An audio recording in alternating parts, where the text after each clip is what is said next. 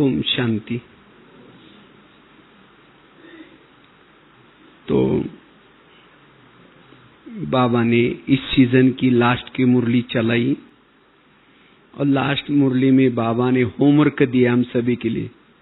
बाबा ने कहा अगले सीजन में बाप दादा आएंगे, लेकिन बाप दादा निर्विघ्न और दिल पसंद सभा में मिलेंगे। इसीलिए बाबा ने कहा कि 6 मास में निर्विघ्न बनने का पुरुषार्थ करो। और दूसरी एक बात बाबा ने कही थी, अपने अंदर की कमजोरी को समाप्त करके आना। और पूरी सीजन की मुरलियां टोटल चली थी, सदा खुश रहो और सबको खुशी बांटो। जो निर्विघ्न होगा वही खुशी बांटेगा। जो स्वयं विघ्नों में कभी भी खुश नहीं रहेगा, और जो खुश नहीं रहेगा वो बाबा को प्रत्यक्ष नहीं कर सकता। क्योंकि बाबा ने कहा कि वर्तमान समय बाबा को प्रत्यक्ष करने का साधन है चेहरा और चलन। मुस्कुराता चेहरा अगर है तो लोगों को लगेगा इनको कुछ मिला है। इसीलिए निर्विघ्न बनना जरूरी है। बाबा ने कहा स्वयं को निर्विघ्न बनाओ, सेंटर को निर्विघ्न बनाओ, अपने जोन को निर्विघ्न बनाओ। हम कितने सेंटर खोले, कितनी सेवा की, वो वैल्यूबल नहीं है। जितना भी है वो निर्विघ्न है, उसका पद ऊंचा होगा। संडे की मुरली भी बाबा की थी। बाबा ने कहा यहां जो निर्विघ्न रहता है वही अखंड अटल राज्य प्राप्त करता है। इसीलिए निर्विघ्न। और जो विघ्नों में रहता है वो आत्मचिंतन परमात्मा चिंतन नहीं कर सकता, वो अंतर्मुखी नहीं बन सकता। जिसके जीवन में कोई भी प्रकार का विघ्न है वो अंतर्मुखी नहीं होगा,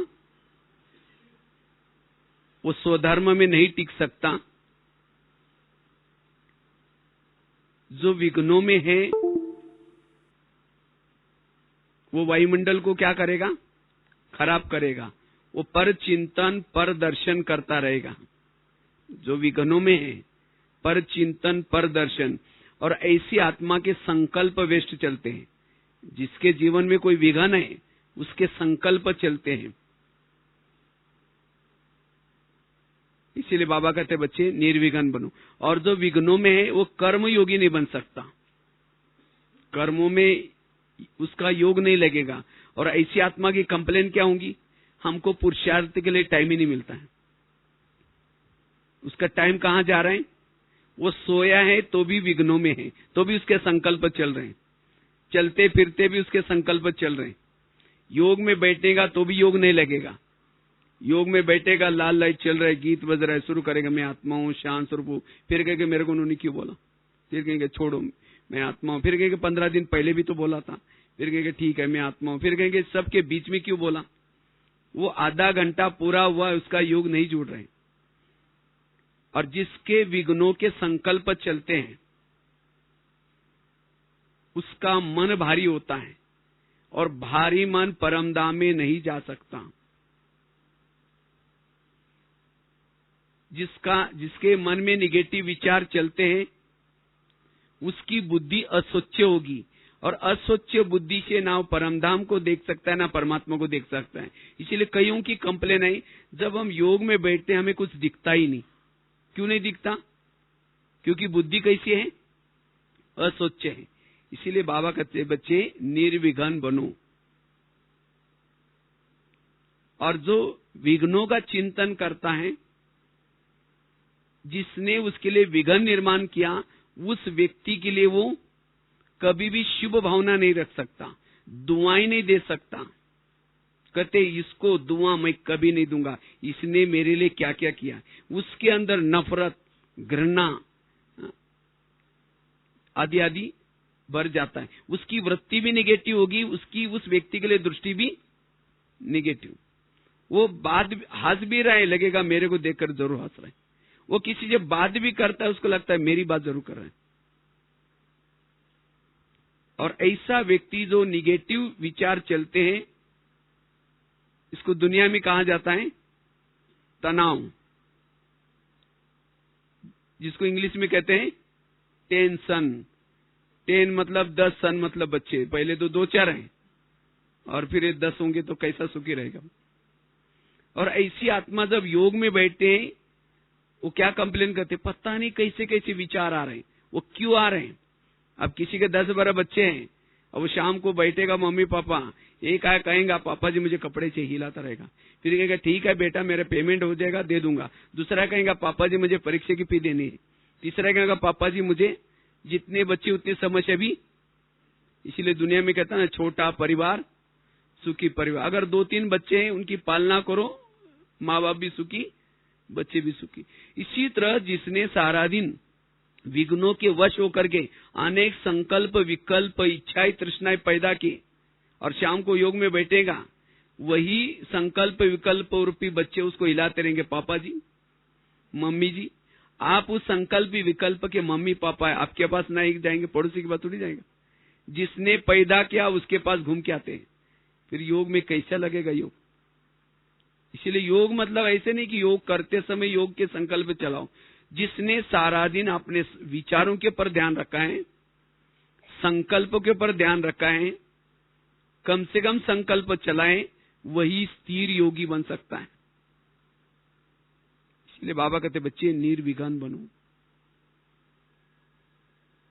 तो वर्तमान समय निर्विघ्न स्थिति बड़ी जरूरत है, वही आत्मा अभिमानी बन सकता है।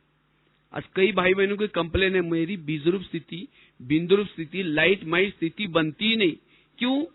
उसके जरूर उसके मन में कोई विघ्न है, उसके कारण लीकेज हो रहे।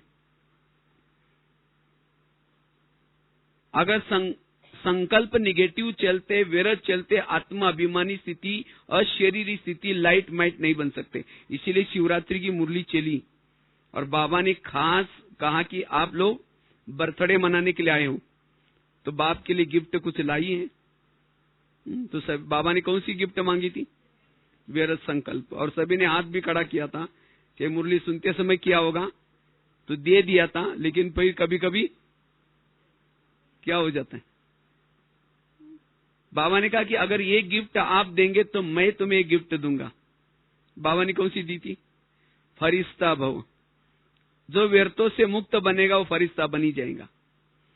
क्योंकि ब्राह्मण जीवन हमारा विद्यार्थी जीवन है, फरिश्ता हमारी डिग्री है, देवता हमारी नौकरी है। जिन्होंने ब्राह्मण जीवन में अच्छी स्टडी की है, ड्रामा को समझा, कर्मगति को समझा, विरत से मुक्त बना, उसको फरिश्ता की डिग्री मिलेगी। और जिसको फरिश्ता की डिग्री मिलेगी वो देवताओं में अच्छा पद मिलेगा। इसीलिए बाबा कहते बच्चे व्यर्थों से मुक्त बनो, फरिश्ता बनेंगे। क्योंकि व्यर्थ से मुक्त अर्थात हल्का, और जो हल्का है वही फरिश्ता है। व्यर्थों से मुक्त बनने वालों के वाणी में बल होता है, उसके दृष्टि में बल होता है, उसके एक एक संकल्प में बल होता है, संकल्प सिद्ध होंगे।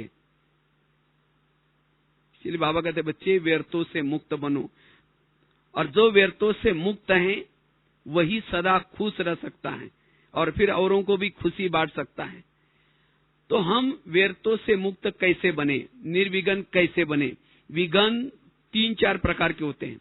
एक होता है जिन लोगों के बीच में हम रहते हैं, आसपास पड़ोसी मित्र संबंधी घर या ऑफिस में, जिन लोगों के बीच में रहते हैं उन लोगों के तरफ से आने वाले विघ्न। दूसरा है प्रकृति के विघ्न, गर्मी ज्यादा होगी, ये भी एक प्रकार का विघ्न है। और तीसरा विघ्न है स्वयं की कर्मेंद्रिय के द्वारा आने वाला विघ्न। और चौथा होता है स्वयं के अंदर के पुराने संस्कार के द्वारा आने वाला विघ्न। ये 4 विघ्न है। इन 4 विघ्नों में हमें निर्विघ्न बनना है। और तब अगर हम ऐसे निर्विघ्न बनेंगे, वही क्या कर सकता है, सेंटर को भी निर्विघ्न बना सकता है, जोन को भी निर्विघ्न बना सकता है। तो इसीलिए सबसे पहले हम देखेंगे जो स्वयं के संस्कारों के द्वारा आने वाला विघन, उसके पर हम जीत कैसे प्राप्त करें।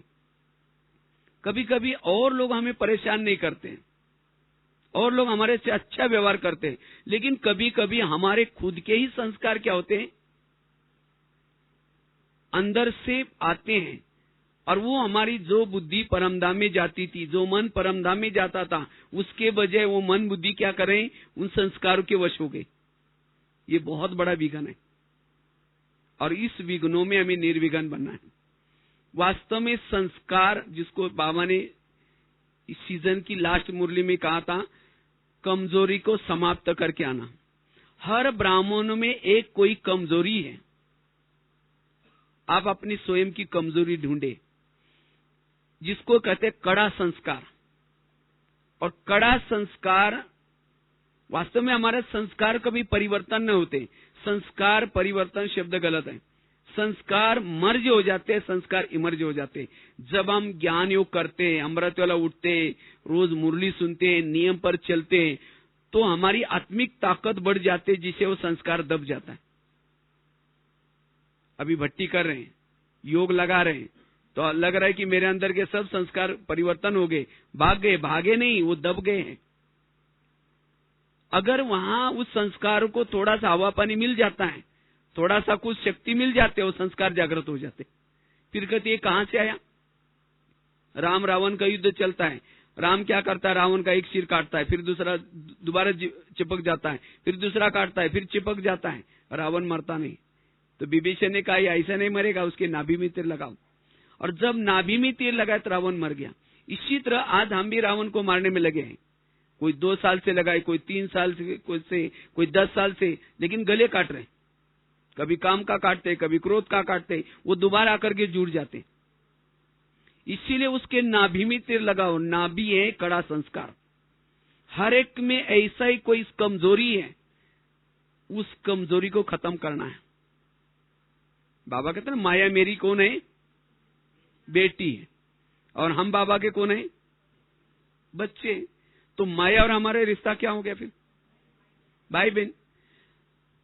तो बहन भाई को थप्पड़ कब मारती है, जब भाई कुछ बाप का कहना नहीं मानता, बहन आकर के थप्पड़ मारते हैं, कहते हैं भैया ये तुम क्या कर रहे हैं। इसी तरह माया ने आज तक मुझे जब जब थप्पड़ मारी, कब मारी है, जब मैंने अमृत वाला मिस किया, जब मैंने मुरली में जाने के लिए आनाकानी की, माया बहन आकर के थप्पड़ मारती, कहते भैया संगम युग चल रही, तुम ये क्या कर रहे हो गलती। इसीलिए उसी दिन माया के सामने हाथ सामने करके प्रतिज्ञा लो, माया बहन थैंक यू, आपने थप्पड़ मारी, दोबारा मैं गलती कभी नहीं करूंगा। जो श्रीमत प्रमाण चलता है, माया बहन कभी उसको थप्पड़ नहीं मारेगी। इसीलिए हमें श्रीमत पर अटेंशन। जो कुछ नियम कायदे कानून को तोड़ देता है, माया बहन थप्पड़ मारती है। और जिसने प्रतिज्ञा नहीं की, माया से वचन नहीं किया, थप्पड़ मारते मारते बाप से घर से निकाल देती है। फिर जाओ, बोले तुम बाप के कहने के लायक नहीं हो, जाओ। मम्मा मम्मा क्यों बनी, मम्मा एक गलती दोबारा नहीं करती थी। तो इसीलिए हमें उस कमजोरी को खत्म करना है।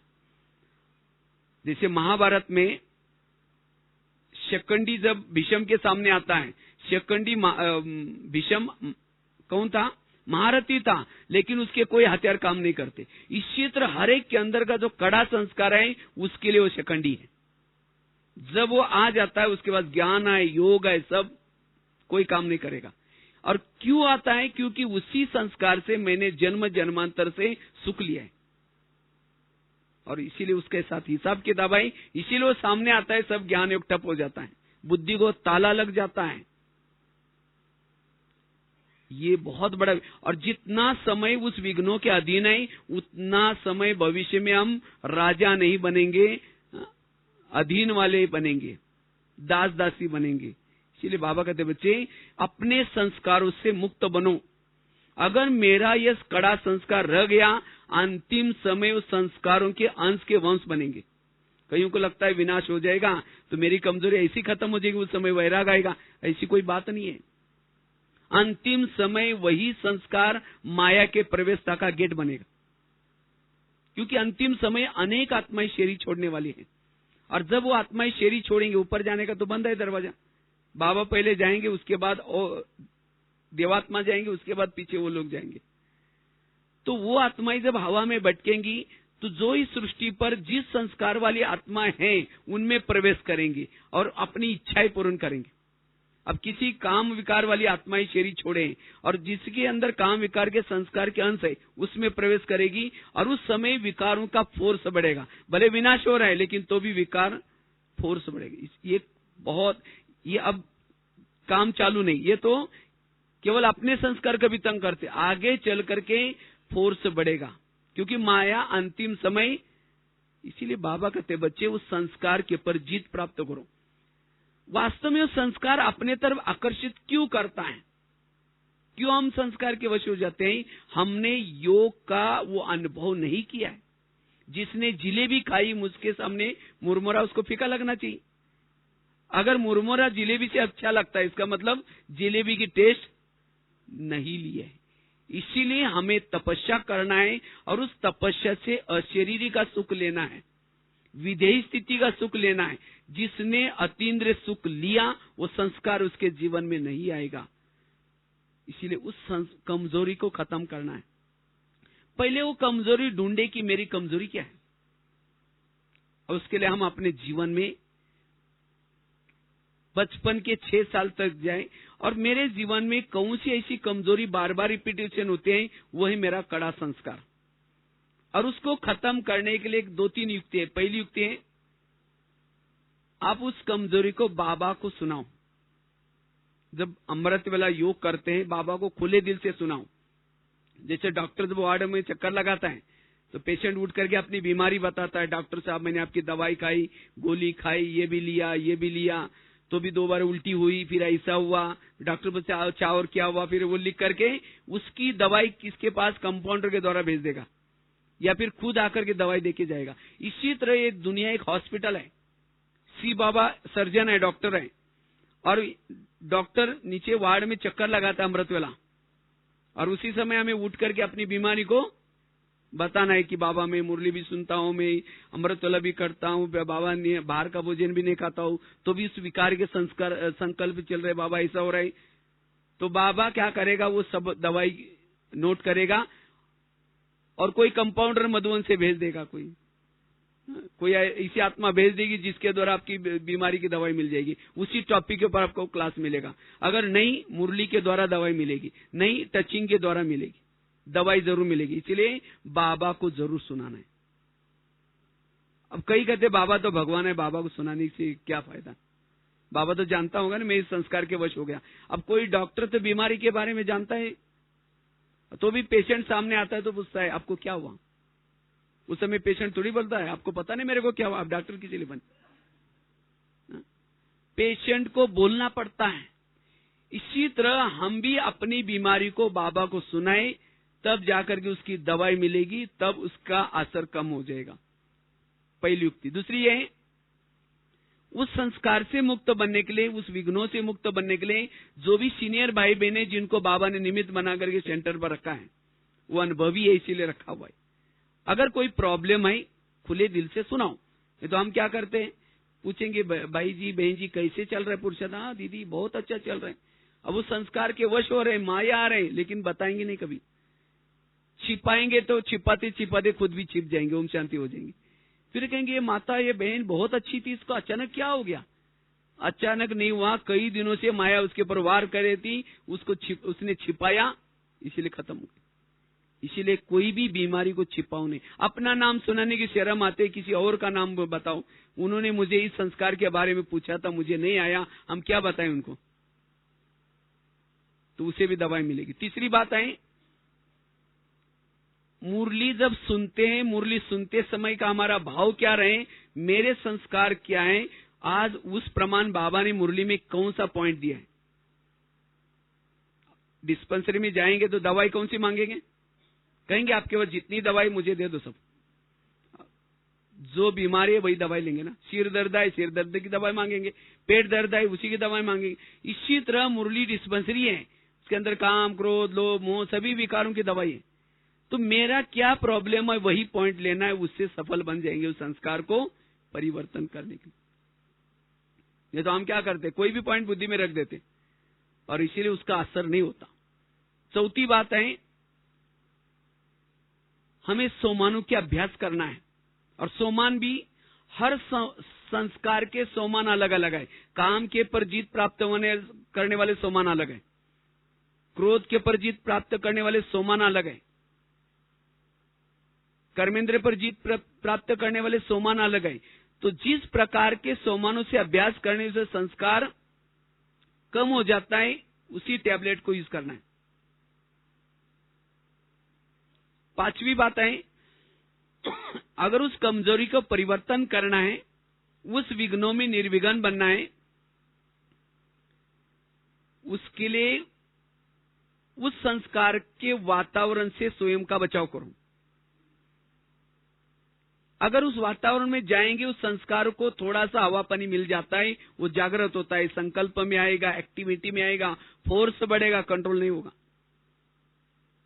जैसा कोई बुजुर्ग व्यक्ति है, बहुत क्रोध करता है, अगर बुजुर्ग है लेकिन उसको अच्छी तरह खाना खिलाओ, पनीर की सब्जी, रबड़ी, मलाई खिलाओ, उसको ताकत आएगा और पिटाई करेगा सबकी।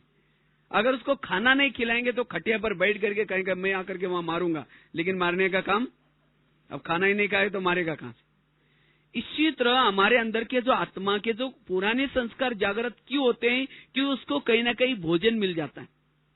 इसको और खोल करके आपको बताता है। समझो किसी का काम विकार का संस्कार है, वो बार बार उसको जीवन में कभी कभी आता है।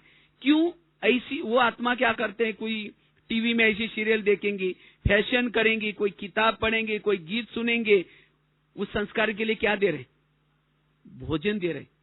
इंटरनेट आजकल तो बहुत ही ऐसी कई चीजें हैं, जिस बातों से मेरे संस्कार जागृत होते हैं, उन बातों के वातावरण से स्वयं का बचाव करना है। तब जाकर के वो संस्कार कमजोर होते होते सदा के लिए खत्म हो जाएगा। यही युक्ति कितनी बताई? छठी युक्ति है आत्माभिमानी स्थिति। आत्माभिमानी स्थिति में रहने वालों के पास कोई भी कड़े संस्कार वार नहीं कर सकते, क्योंकि आत्माभिमानी स्थिति जहां है कोई संस्कार नहीं आ सकता। जहां अंधेरा है वहां भूत रहता है। पहले जमाने में गांव गांव में भूत रहते थे, लेकिन आजकल भूत नहीं है, क्योंकि गांव में लाइट हो गई, सभी तरफ लाइट हो गई। इसी तरह शरीर रूपी घर में भी भूत कब आता है? जिस घर में लाइट नहीं है, आत्माभिमानी स्थिति नहीं है, एक भूत आएगा, दूसरा आएगा, तीसरा आएगा, पूरा बंगला भूत बंगला बन जाता है। इसी तरह उस संस्कार भी हमारे जीवन में तब अटैक करता है जब आत्माभिमानी स्थिति नहीं होती। इसीलिए आत्माभिमानी की तपस्या उस संस्कार के ऊपर जीत प्राप्त कर सकते हैं। इसलिए अशरीरी बनने का अभ्यास। अशरीरी स्थिति, आत्माभिमानी स्थिति मायाजीत बनने का ब्रह्मास्त्र है। सीता के सामने जब रावण आता है, तिल्ली जला करके रख देते, उसके राज्य में रहने के बावजूद भी उसको टच नहीं किया। इसी तरह रावण से बचने का साधन है हमारे आत्मिक तिल्ली जली रहे। जंगल में जाएंगे, अगर कोई भी जानवर है उसे बचना है, मशाल है, लाइट है, टॉर्च है, कोई जानवर नहीं आएगा। इसी तरह जिसकी आत्मिक स्थिति की लाइट सारा दिन जली है, क्योंकि हम भी जंगल में चल रहे हैं, कलयुग क्या है? जंगल। और इसी जंगल में काम क्रोध के जानवर घूम रहे, और उसी जानवर से बचना है। हमारी आत्मा की लाइट मशाल सदा जलती रहे। तो जो आत्माभिमानी स्थिति में है, उसके पास ये पुराने संस्कार नहीं आ सकता, कमजोरी नहीं आ सकती। और वो आत्माभिमानी स्थिति की तिल्ली सदा जलती रहे, मशाल, उसके लिए अमृत वेला का योग, क्लास के पहले का आधा घंटे का योग और मुरली, ये तीन चीजें जिसकी अच्छी है वो सारा दिन सोल कॉन्शियस रह सकता है। अमृत वेला का योग विधि पूर्वक और क्लास के पहले का योग। हमने देखा कि कई सेंटर पर आजकल ये नियम थोड़ा ढीला हो गया। क्लास के पहले बहन जी आएगी 7 बजे, तो कहेंगे अभी तो बहन जी पहुंची नहीं होगी, तो हम भी 5 मिनट पहले पहुंच जाएंगे। लेकिन ये मधुवन में बाबा ने नियम क्यों बना कर दिया आधा घंटा योग का? क्योंकि आधा घंटा जो योग नहीं करता उसको मुरली समझ में भी नहीं आएगी। समझ जाएगी, लेकिन उसकी जो पावर मिलनी चाहिए, बाबा का भाव समझना चाहिए, वो नहीं समझेगा। शाम तक मुरली के पॉइंट पूछे तो ओम शांति, कहेंगे मुरली बड़ी अच्छी थी, बहुत अच्छी थी। क्या थी? बहुत अच्छी थी। अच्छी तो मुरली रोज होती है, लेकिन क्या थी? ये मुरली बुद्धि में क्यों नहीं रही? गरम दिमाग को गरम तवे पर पानी डालो, क्या हो जाएगा? उड़ जाएगा। इसी तरह गरम दिमाग के ऊपर ज्ञान की मुरली ठहर नहीं सकती। इसीलिए आधे घंटे का योग करके हमें मुरली सुननी है। इसी भट्टी से परिवर्तन करना जरूर। हमें 6:30 से लेकर के 7 तक योग आधा घंटे का करना है। आज कई भाई बहन बोलते सब पहले आते थे, हमें हमारा स्थिति बड़ी अच्छी थी, लेकिन अब पता नहीं क्या हो गया। जब पहले आए थे तो रोज सेंटर पर 6:30 बजे आते थे, लेकिन अब भावना थोड़ी कम हो गई, और इसलिए भावना कम होने के कारण योग की कमी। चलो 2 मिनट।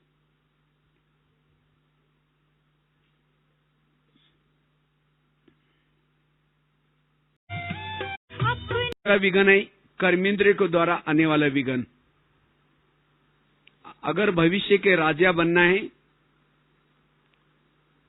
राजा हम कितने साल से ज्ञान में चलते हैं, हमने साकार मम्मा बाबा को देखा या नहीं देखा, या हम समर्पित है, वो राजा बनने का आधार नहीं। राजा बनने का आधार है जिन्होंने स्वराज्य अधिकारी बने, अपने इंद्रियों का पर शासन किया, वही भविष्य क्या बनेंगे? वही राजा बनेंगे। तो इसलिए राजा बनने का हर एक को चांस है, लेकिन राजा बनने के लिए कर्मेंद्र पर शासन। आज ब्रह्मा बाबा ने क्या किया? बाबा ने अपने इंद्रियों को क्या किया? रोज पूछताछ करते थे, दरबार लगाते थे, सभा लेते थे, लेकिन हम अपने दिल पर हाथ रख करके पूछे हम ये कितना करते हैं? इसलिए कहते ना, अंधेरी नगरी चौपट राजा टकेसर बाजी टकेसर खा जा रहे। इस नगरी का राजा सोया है और इस नगरी में जोचाई हो रहे हैं। पहले राजा में किले में रहते थे और किले के कई दरवाजे रहते थे। कोई भी जब अंदर जाता था चेक करते थे कि कहाँ जा रहे, किसी जा रहे, क्या काम है। इसी तरह शरीर भी हमारा क्या है? फोर्ट है, किला है। राजस्थान में वैसे तो बहुत सारे किले हैं, तो शरीर भी हमारा क्या है? बहुत पुराना किला है, और इस किले में राजा रहता है। इस किले के कई दरवाजे हैं, कान मुंह आंख ये सब, लेकिन दरवाजे में कोई भी कंट्रोल करने वाला कोई भी नहीं है। कान से जोचाई घुस जाता है, आंखों से जोचाई घुस जाता है, मन से जोचाई घुस जाता है। इसीलिए राजा की हालत गंभीर है।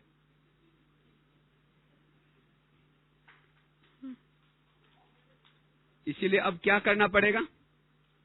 अब हमें इस दरवाजे में रहने वालों को सबको सावधान करना पड़ेगा, और जिन्होंने ये पुरुषार्थ किया वो निर्विघ्न है। विघ्नों का और कोई कारण नहीं। हमारे ही अगर बॉर्डर पर रहने वाला ही दुश्मन से मिला है, देश की हालत क्या हो सकती है? घर में रहने वाला ही भेदी बना है, देश की हालत क्या हो सकती है? इसीलिए भारत देश को स्वतंत्र बनाने के लिए, भारत में अंग्रेज क्यों घुसे थे पता है ना? भारत में नवाब थे, अंग्रेज लोगों ने आकर के नवाबों के साथ दोस्ती की, दिल्ली के ऊपर अटैक किया। शरीर भी हमारा एक इंडिया है, राजधानी भ्रुकुटी में राजा रहता है, और इस देश में कई नवाब है, कान मुंह आंख, और ये नवाब माया से मिले, इसके कारण दिल्ली के ऊपर अटैक हुआ है, आत्मा के ऊपर अटैक हुआ। अब उन्होंने कैसे स्वतंत्रता पाई? उन्होंने क्या क्या? अपने भारतीय जनता को जागृत किया, अखबार निकाले, जगह जगह पर सभा ली, जालियनवाला बाग वगैरह मशहूर है ना। तो इसी तरह हमें भी मायारूपी अंग्रेज लोगों को भारत से खदेड़ने के लिए क्या करना पड़ेगा? रोज अपने कर्मेंद्र से बातें करो और उनको माया के विपरीत क्या करो? प्रोत्साहित करो, और तब जाकर के निकल जाएंगे। लेकिन अब होता क्या है? आत्मा कहता है माया गो बैक, कान कहता है और क्या हुआ, कोई बता जाओ। इसीलिए आज हमारी हालत ऐसी है। इसीलिए क्या करो? रोज अपना दरबार लगा दो, और तब अगर हमारी कर्मेंद्रिय निर्विघ्न है, कहीं से भी घुसने का कोई मौका ही नहीं, माया आएगी कहां से? इसीलिए मैं रोज अपना दरबार लगाने। कैसे दरबार लगाने? रोज अमृत वेले के बाद अपने शरीर रूपी देश में प्रवेश करो और एक एक कर्मेंद्र से बात करो। सबसे पहले बात करो कान से, हे मेरे कान, तुम मेरे इस राज्य की शान हो। अगर तुम ना होते मैं ईश्वरी महावाक्य कैसे सुनता? तुम्हारा बहुत बहुत धन्यवाद, और मेरा तुम्हारे पर बहुत विश्वास है, इसीलिए मैंने तुम्हें बॉर्डर पर रखा है। कान कहाँ है? बॉर्डर पर। मेरा तो तुम्हारे पर विश्वास है, मैंने तुम्हें बॉर्डर पर रखा है, लेकिन आजकल तुम दुश्मन से मिले। मुझे तो पता नहीं था, लेकिन मैं जब परम हितैषी मेरे दोस्त के पास गया, तुम्हारे बारे में उसने इशारा किया। इसीलिए हे कान, तुम मेरे राज्य में रहते हो, मेरा खाते हो। खून कहां से सप्लाई होता है? आत्मा ने कमाया हुआ वहां पहुंच जाता है। मेरा खाते हो, मेरे राज्य में रहते हो और मुझे धोखा दे रहे। इसीलिए हे कान, तुम ध्यान से सुनो। फिर रात को सोने से पहले एक बार दरबार लगाने वाला है, ये सवेरे का दरबार। और उस समय चेक करूंगा, अगर तुमने कुछ गलती की, मैं तुम्हें सबके बीच में सजा दूंगा।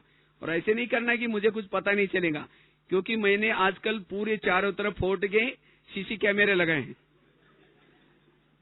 आजकल जमाना है ना सीसी कैमरे का। अगर उसमें रिकॉर्डिंग में कुछ व्यर्थ देखा तो मैं तुम्हें सजा दूंगा। आगे चलो मुख के पास। हे मुख, तुम भी मेरे इस राज्य के शान हो। अगर तुम ना होते, मैं ईश्वरी महावाक्य औरों को कैसे सुनाता? तुम्हारा बहुत बहुत धन्यवाद।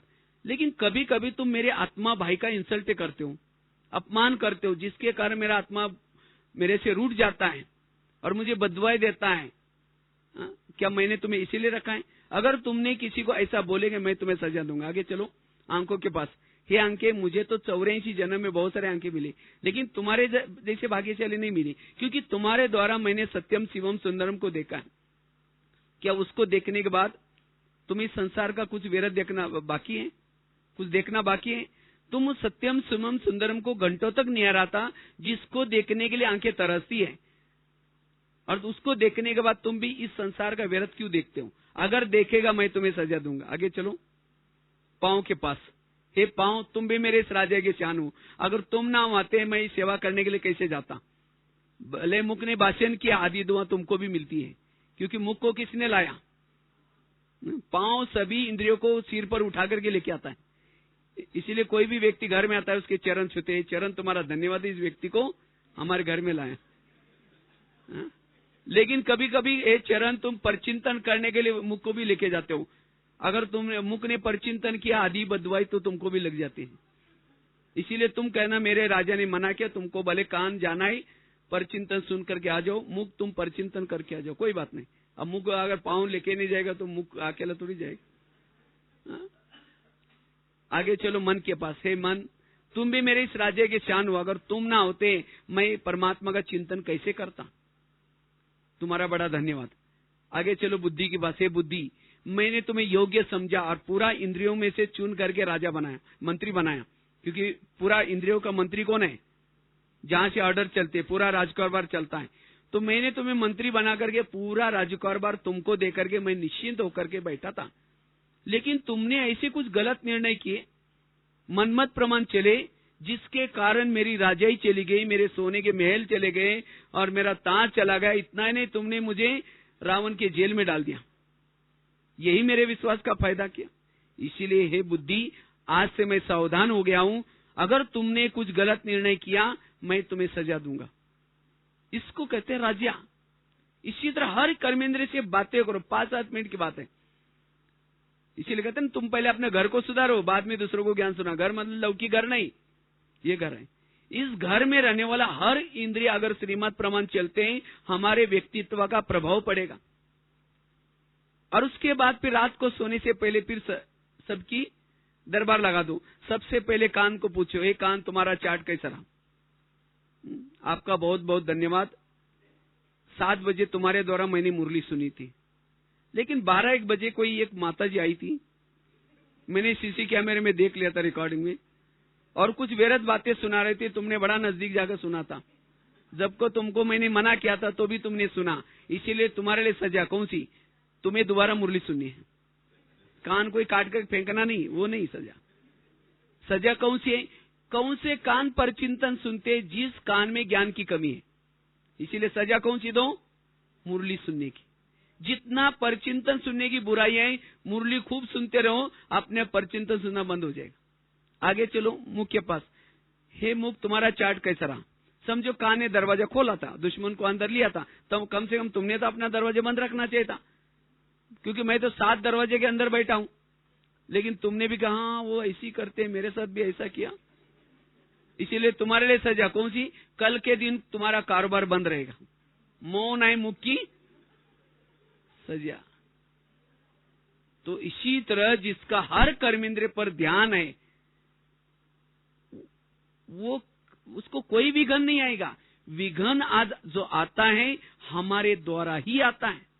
हम वेरा देख लेते हैं, वेरा सुन लेते हैं, और जिसके कारण विघ्न पैदा होते हैं। इसीलिए निर्विघ्न बनना है, अपने ऊपर अटेंशन। इतनी सूक्ष्म पुरुषार्थ है। तीसरी बात है, निर्विघ्न अगर बनना है, आपस का विघ्न, सेंटर का विघ्न। आज कई सेंटर के विघ्न में क्यों है? कई कहते मेरे अंदर इतनी कला है, इतनी विशेषता है, लेकिन क्या है, हमारा प्रयोग ही नहीं किया जाता, इसलिए बहनों से रूठ गए। पतंग कहता है मैं आकाश छूना चाहता हूं, लेकिन क्या करे, इस व्यक्ति ने मेरा धागा पकड़ा है। अगर ये धागा छोड़ देगा तो मैं आकाश छू के आऊंगा। अगर वो व्यक्ति धागा छोड़ देगा, पतंग कहां जाएगा? आकाश छूने के लिए जाएगा, धरती पर आ जाएगा, धरती पर आ जाएगा। उस व्यक्ति ने धागा क्यों पकड़ा है? कई पेड़ में, कई डालियों में, कई तारों में अटक न जाए, लटक न जाए, इसलिए उस व्यक्ति का धन्यवाद जिसने पकड़ रखा है। आज जितना भी वो उड़ा है, किसने उड़ा है? उस व्यक्ति ने तो उड़ा है ना। इसी तरह आज जितना भी हम उड़े, किसने उड़ाया? जिन निमित्त टीचर है, जिन्होंने ज्ञान दिया, उन्होंने उड़ा है ना। और अभी क्यों पकड़ के रखा है? कई पेड़ों में, कई जारों में, कहीं ना कहीं अटक न जाए, मर्यादा टूट ना जाए, इसीलिए पकड़ा हुआ है। अगर आपको कोई मना करते हैं, कोई चांस नहीं मिलता, जरूर मेरा उसमें कल्याण है। इसीलिए कभी भी मुझे बड़ों के प्रति ये भावना न रहे, और तब जाकर के हम कुछ भी डायरेक्शन मिलता है, हाँ जी करके स्वीकार करेंगे, हमारी उस बड़ों के प्रति भावना अच्छी रहेगी। इसीलिए कभी भी हमें बड़ों के प्रति अपनी भावनाओं को खराब, क्योंकि भावना और योग इसका बहुत गहरा कनेक्शन है। अगर एक बार आपने भावनाएं खराब की, योग का क्वालिटी कम हो गई। इसीलिए सेंटर के प्रति, बाबा के प्रति, मधुवन के प्रति जितनी मेरी भावनाएं ऊंची, उतना योग मेरा ऊंचा। आज योग न लगने का कारण भावनाएं की कमी। और भावना क्यों खराब हो गई?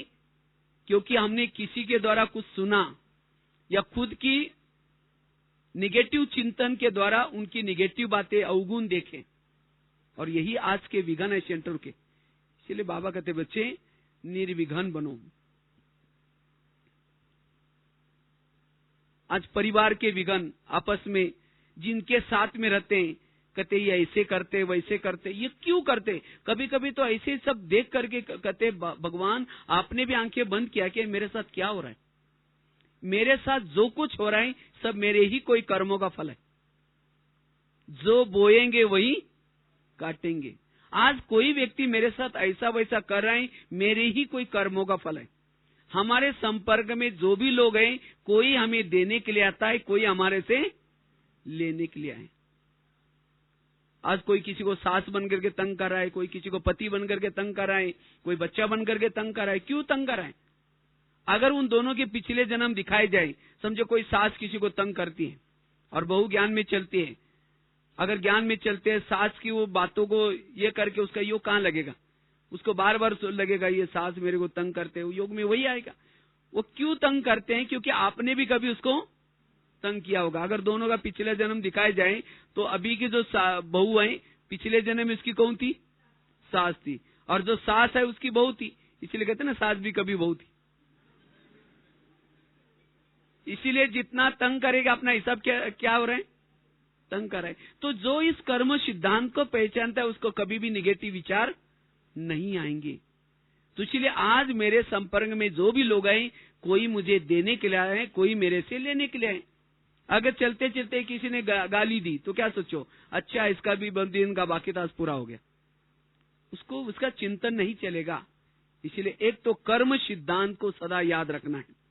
दूसरी बात है, आपस के संस्कारों को हमें अगर निर्विघ्न बनना है, पड़ोसी, घर में जो कुछ है, क्योंकि मेरा बाबा ने जो ड्रामा बनाया, बड़ा सुंदर एडिटिंग किया है। अगर व्यर्थों से मुक्त बनना चाहते हैं, निर्विघ्न बनना चाहते हैं, ड्रामा के ऊपर विश्वास रखो। आप सभी को अपना अपना ड्रामा पसंद है? हाँ, जिसको जिसको अपना ड्रामा पसंद नहीं है, बदलना चाहते, वो हाथ खड़ा करो। हम बाबा को रिक्वेस्ट करेंगे, बाबा इनका थोड़ा ड्रामा बदल दो, क्योंकि इनके आसपास वाले तंग करने वाले लोग हैं। हाँ, किसको बदलना है? हाथ खड़ा करो। अच्छा, सबको पसंद है इसका मतलब। और जब ड्रामा हमें पसंद है तो हम क्या क्यों करते हैं? निगेटिव क्यों सोचते हैं? क्योंकि अगर आज तक का मेरा जो ड्रामा बना हुआ है, अगर वो बदल जाएगा तो अभी का जो बना हुआ ड्रामा वो भी बदल जाएगा। जो हमें बाबा मिलाए, जो हम यहाँ आए, वो नहीं आ सकेंगे। क्योंकि आज तक की विघ्नों का धन्यवाद, विघ्नों ने, समस्या ने मुझे प्रभु मिलन कराया, इसीलिए विघ्नों का बड़ा धन्यवाद। क्योंकि विघ्न हमें उपराम बनाते, वैरागी बनाते, इसीलिए ड्रामा बड़ा कल्याण करे। गीता का सार क्या है? जो हुआ अच्छा हुआ, जो हो रहा अच्छा, जो होगा वो भी। जीवन की हर घटना में कल्याण है। तो जिनका ड्रामा के ऊपर विश्वास है, वो कभी भी निगेटिव नहीं सोचेंगे, व्यर्थ नहीं सोचेंगे। वैसे तो हम 3 बाप के बच्चे, बाप कितने हमारे? 3, लेकिन माँ हमारी 4 है। एक है ब्रह्मा, दूसरे मम्मा, तीसरे लौकिक माँ, चौथी है ड्रामा। ड्रामा भी हमारी कौन है? माँ है। अगर लौकिक माँ बच्चों को थप्पड़ मारते तो बच्चा कहां जाता है? बाप के पास, और जाकर क्या बोलता है? मम्मी ने मुझे थप्पड़ मारी। इतना ही बोलता है ना। ये थोड़ी जाकर के बोलता है मम्मी ने मुझे थप्पड़ मारी, इस मम्मी को बाजार में बेच करके दूसरी लेके आओ, बोलता है। लेकिन हमें जब ड्रामा रूपी माँ थप्पड़ मारते, हम क्या करते? बाबा के पास जाकर के कहते, बाबा ये मेरा ड्रामा बदल दो ना, माना इस माँ को बेच करके दूसरी लेके आओ ना। तो बाबा क्या कहता है? क्योंकि बाबा ड्रामा का पति है, रचिता है, और ड्रामा उसकी माँ है, और दोनों के संगम से पैदा हो गए हम उसके बच्चे हैं। और जब हमें ड्रामा रूपी थप्पड़ मारते हैं, कोई विघ्न आता है, बाबा के सामने रिक्वेस्ट करते हैं, कहते बाबा ये ड्रामा बदल दो ना, माना इस माँ को बेच करके दूसरी लेके आओ ना। तो बाबा क्या कहता है? अगर तुमको यहाँ से जाना है तो भले जाओ, मैं ड्रामा को नहीं बदल सकता हूँ। मेरी पत्नी मुझे बहुत पसंद आई, मैं खुद भी उसके अधीन हूँ। तो बाबा को ड्रामा पसंद है, तो हमें भी अपनी माँ पसंद होनी चाहिए। तो जिन्होंने अपने ड्रामा को पसंद किया है, क्योंकि माँ तो माँ होती है। अगर बच्चा बीमार है तो उसको दवाई पिलाते हैं, अगर दवाई कड़वी है तो बच्चा बार बार मुंह से निकालता है, माँ उसका हाथ पकड़ करके चम्मच उसके मुंह में डालेगी, क्योंकि उसको पता है अब कड़वी लग रहे, लेकिन इसके बाद कई तकलीफ इसकी दूर हो जाएगी। इसी तरह अगर कोई जीवन मेरे जीवन में कोई समस्या आ रही, विघ्न आ रहे, उसके पीछे मेरा कल्याण है। इसीलिए कभी भी हमें ड्रामा से रुकना नहीं है। मेरे आसपास वाले जितने भी बाबा ने लोग रखे हैं, आज तक की जो घटना आई, उसे तो कल्याण हुआ ना। एक एक घटना ने मुझे यहाँ लाने की निमित्त बनाए। इसीलिए बाबा कहते बच्चे व्यर्थों से मुक्त निर्विघ्न बनो। अब समझो कोई माता जी है, उसका अपना पति शराबी है, मारता है, पीटता है, झगड़ा करता है। अब वो मुरली सुन करके जाते हैं, बच्चे पर चिंतन नहीं करो, व्यर्थ नहीं सोचो। लेकिन घर में जब गई, वो पति शराब पी क्या है, बड़बड़ कर रहा है, उसको देखते ही निगेटिव विचार चलेंगे, फिर पी क्या है, फिर ऐसा करता है, तो निर्विघ्न कैसे रह सकते? अब उस माता जी के लिए तो पति तो बहुत मिले, सतयुग में मिला, त्रेता में मिला, द्वापर में मिला, अभी भी मिला है। सतयुग के पति तो बहुत अच्छे होंगे, ना कभी शराब पीता होगा, ना कभी मारता होगा, ना कभी पीटता होगा, सोने के महलों में रहते थे, बहुत अच्छी संपत्ति थी, देवता था। लेकिन उस देवता के कारण शिव बाबा मिला। और अभी का पति शराबी है, मारता है, पीटता है, लेकिन उसके कारण कौन मिला उसको? तो उसके मुख से और से निकलना चाहिए, बाबा ऐसा ही शराबी 5000 साल के बाद भी जरूर देना। क्योंकि अगर वो शराबी ना होता, मारता पीटता नहीं, अगर ब्रह्मा कुमारी आपके घर में आती, कहते माता जी चलो थोड़ा ज्ञान में, कहेंगे हमारे घर में बहुत शांति है, नहीं तुम्हारा ज्ञान चाहिए। तो इसीलिए जीवन के विघ्न प्रभु मिलन कराते हैं। भाग्यशाली वो है जिनके जीवन में विघ्न ज्यादा है। इसीलिए बाबा कहते हैं ना, बांधीली माताओं का योग मेरे से ज्यादा होता है। क्योंकि जब पति तंग करता है, परेशान करता है, कौन याद आता है? बाबा याद आता है। और जिसको कोई तंग नहीं करता, बहुत प्यार करता है, उसका योग पति से लगाओ। कहते मेरा पति बड़ा अच्छा है। इसीलिए बाबा कहते कभी भी जीवन के विघ्नों से घबराओ नहीं। विघ्नों में वास्तव में तीव्र पुरुषार्थ मतलब और कुछ नहीं है। जो सदा निर्विघ्न है, जिसके संकल्प कम से कम चलते हैं, वो है तीव्र पुरुषार्थी। ऐसे नहीं कि 4-5 घंटा योग लगाया, खूब मौन में रह करके और सारा दिन निगेटिव सोचा। कोई व्यक्ति दौड़ दौड़ के गया, फिर वापिस आया, फिर दौड़ के गया, वापिस आया, कहां जाएगा? वही के भी रहेगा। इसी तरह संकल्प कम से कम चले, और विघ्नों में हमारे संकल्प ज्यादा चलते हैं। इसीलिए मेरा जो ड्रामा बाबा ने बनाया, आसपास वाले सब लोग कल्याणकारी हैं, ये भावना। तीसरी बात है, आपस के संस्कार में निर्विघ्न बनने के लिए निगेटिव बातों को क्या बना दो? पॉजिटिव। अगर कोई गाली देता है, पॉजिटिव लोग, गाली नहीं दी, मेरे ऊपर गुलाब का फूल डाल दिया, जो संगम युग में गाली देगा वही द्वापर युग में क्या करेगा, रोज मूर्ति के ऊपर गुलाब का फूल चढ़ाने का काम करेगा। तो जिस दिन किसी ने गाली दी, अपमान किया, बाबा के सामने जब बैठेंगे, योग करेंगे, बाबा को, बाबा आज आपका बहुत धन्यवाद, आपने बहुत अच्छा भगत भेजा था, उसने बहुत अच्छा फूल डाल के, आपका बहुत बहुत धन्यवाद, कल भी किसी को भेज देना। तो वो बातें आपको मन को विचलित नहीं करेगी। अगर कोई आपका परचिंतन करता है, पता चला कि इन्होंने मेरा 1 घंटा भर परचिंतन किया, उसमें से कोई ने आकर के बता रहे भैया आपका टॉपिक निकाल करके परचिंतन किया, कोई बात नहीं, उसको भी पॉजिटिव बनाओ। जो संगम युग में आपका परचिंतन करेंगे वही लोग भविष्य में कीर्तन भजन गाने का काम करेंगे। हाँ, कीर्तन भजन गाने वाले चाहिए ना।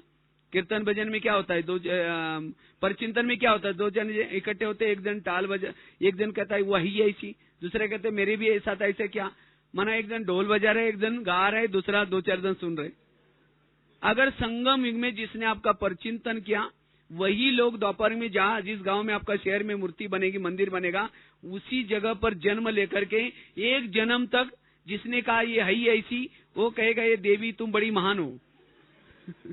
और जिसने कहा जिसने हाँ में हाँ मिलाया, ढोल बजाने का काम करेगा। जिन्होंने इन बातों को सुना और कुछ ने बोला नहीं, परचिंतन सुना, वो भजन कीर्तन सुनने वाले बनेंगे। कर्मों के सिद्धांत है, इसीलिए व्यर्थ सोचने की जरूरत नहीं। इसीलिए बाबा कहते बच्चे निगेटिव बातों को क्या बना दो, पॉजिटिव। और जो जीवन की निगेटिव को पॉजिटिव बनाना जानता है वही क्या है, व्यर्थों से मुक्त है, निर्विघ्न है। और लास्ट की बात है, अगर निर्विघ्न बनना है आपस के संस्कारों में, हमें रोज के ईश्वरीय महावाक्य बुद्धि में रखना है। जो ईश्वरीय महावाक्य सुनता है उसको सारा दिन व्यर्थ कुछ भी दिखाई नहीं पड़ेगा। आज व्यर्थ क्यों आता है, क्योंकि हम महावाक्यों को भूल जाते हैं। और एक एक ईश्वरीय महावाक्य की कीमत कितनी होगी, जो मुरली रोज की सुनते हैं उसकी कीमत लाखों करोड़ है। क्यों लाखों करोड़, क्योंकि जो मुरली सुनता है उनके संस्कार बदलते हैं, वो सत्युग में जाएंगे और सत्युग में उनको सोने के महल मिलेंगे, उसकी कीमत कितनी होगी। आज कईयों को कहो कि मुरली सुनने के लिए रोज आओ, कहेंगे हमको टाइम ही नहीं मिलता, सवेरे दुकान खोलना पड़ता है। दुकान खोला, 1 घंटे में कितना कमाया, 4,000 5,000, गंवाया कितना, लाखों करोड़ गंवा करके 4-5 हजार कमाया। उसको समझदार बिजनेस वाला कहेंगे। बिजनेस वाला वो है जिसमें ज्यादा फायदा होता है, वो पहले काम करता है। इसीलिए हमें ईश्वरीय महावाक्य कभी भी मिस नहीं करनी है।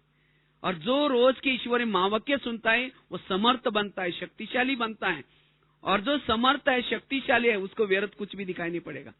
इसीलिए बाबा कहते बच्चे, अगर निर्विघ्न बनना है, अपने मन को निर्विघ्न बनाना है, ईश्वरीय महावाक्य सुनो।